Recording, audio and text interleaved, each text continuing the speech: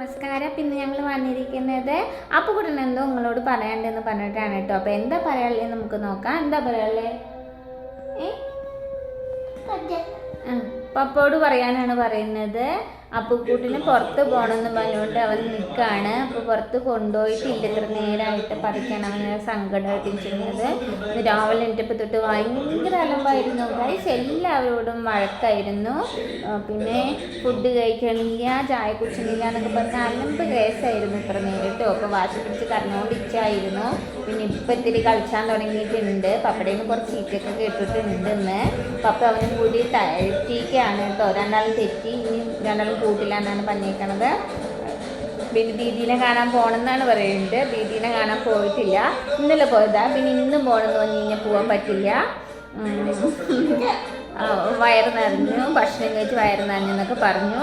അപ്പോൾ അത്രേ ഉള്ളൂ ഗൈസ്. അടുത്തൊരു വീഡിയോയുമായിട്ട് കാണുമ്പോഴേക്കും